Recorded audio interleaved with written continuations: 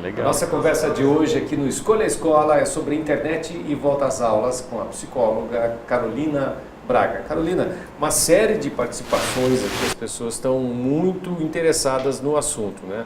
Mas antes da gente voltar a falar sobre a internet, me ocorre uma pergunta aqui, né? Que sempre depois do primeiro dia de aula, os pais fazem uma pergunta de certa forma protocolar, né? Como foi a volta às aulas? Aí o filho geralmente responde... Bem.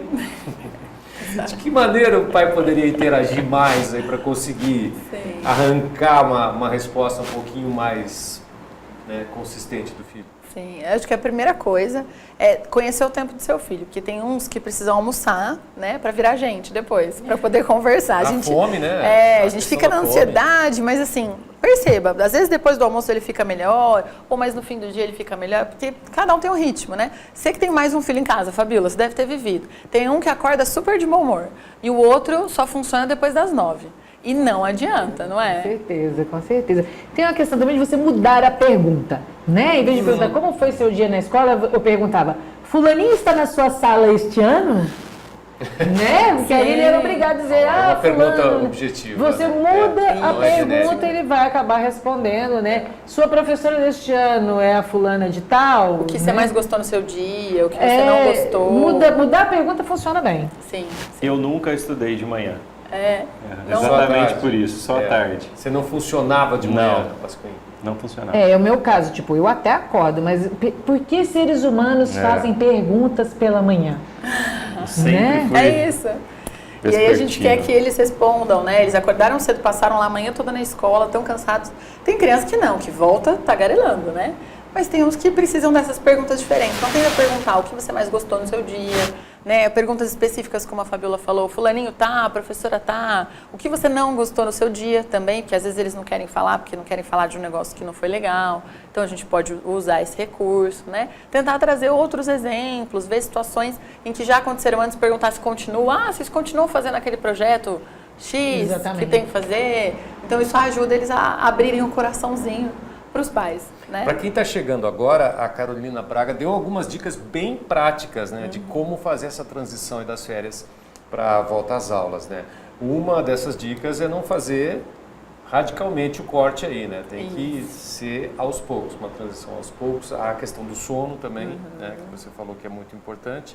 Mas o pessoal tem outros comentários aí, né, Pasquim? Você está recebendo uma série de participações. A Josiana está aqui dando uma dica importante, né? Ela está dizendo o seguinte, que para o YouTube, ela fala que para o menor, eu ativei o modo para menor de 18 anos. E isso tem mesmo lá no YouTube a possibilidade de você bloquear ali o que é indicado para maior de 18 anos. Então, uma boa observação aqui para, na hora de fazer o controle, às vezes isso é uma coisa que o pai vai lá, faz uma vez, não precisa se preocupar ali também. Kids. Tem o YouTube Kids, que Tem ele passa também. só vídeos abaixo de 12 anos. É que você não vai conseguir segurar muito teu filho, que é um pouco mais velho que isso. Mas tem o YouTube que ele só passa vídeos indicados para abaixo de 18 anos, é um aplicativo à parte que você baixa. Chama YouTube Kids. Até legal. porque eles aprendem a baixar os outros aplicativos sem a E nossa... Põe a senha no Play Store, ok? Ou no Apple Store, põe uma senha lá. E esse é um desafio, Fabíola, só comentando rapidinho. Que eles são melhores que a gente. Opa, nasceram com isso na mão, né? A gente precisa de fato estudar, assistir tutoriais no YouTube poder de como aprender. ter as configurações de privacidade e segurança, porque eles dominam facilmente. Legal. O pessoal costuma fazer um paralelo que, para nós que temos mais de 30 anos, eu bastante mais, né? É como se você tivesse aprendido uma segunda língua, né? Você aprendeu um outro idioma. E eles nasceram com isso na mão, então já é a língua deles. Sim. Então você está concorrendo com uma pessoa que já fala aquele idioma Fluentemente. fluente e você está tendo que entender o que ele está fazendo, daí a gente apanha lindamente deles, né? Pois Nesse é. quesito. A Ângela está dizendo uma sugestão de pergunta, eu sempre digo, o meu dia foi legal, e o seu, novidades? A forma de perguntar, Sim, né? sim. A gente também se colocar, né? Senão a gente fica na ansiedade de querer saber do filho e também não fala da gente. Verdade. Isso é bacana, muito bom. A Muito Josiana, atividades extras, qual o limite? Judô, natação, matemática, balé? Ela até sugeriu aqui, Excelente. ó, ela falou, posso sugerir uma pauta, atividades extras, Por qual favor, o limite? Josiana. É a sugestão de É a pauta sugestão dela. Mas dela a gente que ela pode falar, mandou. inclusive, Vamos, né? pode No falar. final das aulas, né? Essa questão do sono que a gente conversou, gente, é muito importante fazer essa observação. Como é que ele está dormindo no fim de semana quando ele tem um tempo livre? A não ser, lógico, que tenha ido dormir muito tarde na sexta, né? Mas se foi dormir mais ou menos no mesmo horário, no outro dia acordou bastante tarde, né, no sábado e no domingo, fiquem de olho, talvez ele esteja sobrecarregado. Percebam a questão de mudança de humor. Começou o ano, estava tudo bem, mas aí entra na rotina de novo, a criança fica muito irritada, muito impaciente. Isso pode ser um sinal de cansaço. Porque eles não sabem nomear muito, né? O que é cansaço, passou do meu limite. Eles vão fazendo aquilo que a gente coloca. Então, perceba essa questão de mudança de humor ao longo da semana. Né? Começa a semana bem, e aí vai chegando quarta, quinta, já está ficando irritado, já vai ficando mais difícil acordar. Será que precisa disso tudo? É um sinal que tem algo a mais aí. É um sinal, porque isso é individual. Tem criança que dá conta de 10 atividades, tem criança que dá conta de uma, e a gente tem que respeitar o limite de cada um. Legal. E dá para identificar, por exemplo, uma atividade extra que a criança tenha, ou o adolescente tenha prazer, por exemplo, de fazer? Vou elencar 3, fazer inglês, um esporte e uma outra atividade aí. Mas dessas 3, não é interessante ter uma que a gente perceba que o filho vai fazer com prazer? Isso é muito importante, Chico, porque em geral, quais são as atividades extras que a gente põe? Aquilo que a gente não pôde fazer. Então, se eu sofri para aprender inglês, eu tucho o inglês no meu filho desde 2 anos de idade. Se eu demorei para aprender a nadar, eu ponho a natação desde cedo. Então, a gente tem que cuidar para que essas atividades não sejam porque eu não tive, e sim porque eu acho que ele pode se dar bem na natação, porque ele gosta do inglês, então eu vou estimular isso. Então, acho que tem que ter, sim, coisas que ele precisa desenvolver, né? E coisas que ele tenha prazer e que ele possa escolher. A gente tem uma mania de falar, você tem que ir nisso até o final. Então, a pessoa escolhe um instrumento, por exemplo, a criança quer piano. Dali um ano, ela não quer mais. E aí a gente fica, não, você tem que ir até o final, porque você tem que terminar, formar no piano e saber. Então, permitir também essas mudanças dele, essas escolhas. Descobri que eu gosto de desenhar, não de tocar.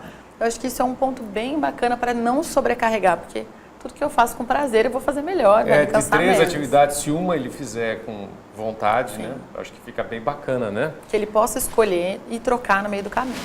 A Karina Azevedo é de Portugal, né, Isso, Fabiola? É jogo duro ela, hein? Mamãe pega o smartphone, paga, né? Paga o smartphone, paga a internet, paga o plano. Mamãe tem acesso às senhas, não gostou? Fica sem. É radical a Karina. Eu tô gostando desse povo de Portugal. Eu conheço a Karina há muitos anos. É uma maneira também, né? Sim. Estabelecer as regras do jogo, né? Sim, é Carol. isso que ela falou. Eles não nascem com o telefone junto, né? A gente deu a senha, a gente deu a internet. Eu brinco assim, tá bom, tira o roteador, põe embaixo do braço, tá tudo certo. Vocês viram um caso de um pai que troca a senha do Wi-Fi todo dia?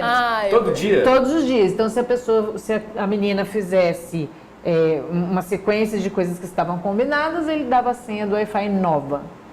Aí amanhã ele trocava todas as senhas novamente, dava uma sequência de atividades que ela deveria desenvolver, aí daria nova senha para ela. E assim a coisa foi. Olha. Né? Interessante, eu gosto da criatividade. Né? Deu conta de algum jeito. Exatamente. Imagina gerar tantas senhas. Carol, Né? para a gente encerrar, vamos dar uma resumida então das principais dicas aí para esse processo de transição de volta às aulas? Perfeito. Bom, primeira coisa é entender que é um processo que as mães sofrem, os pais sofrem, né? Tanto com a questão de mudança de rotina, de voltar a levar em 1000 lugares, quanto com a questão emocional, né, Fabiola? De largar as crianças na escola e ficar sozinha em casa, aquele período da manhã. Então, acho que é entender que é um processo e ter calma nesse momento. De pelo menos algumas semanas, isso vai perdurar, vai ser mais difícil acordar, vai ser mais difícil finalizar as coisas. O segundo ponto é cuidado com as telas à noite.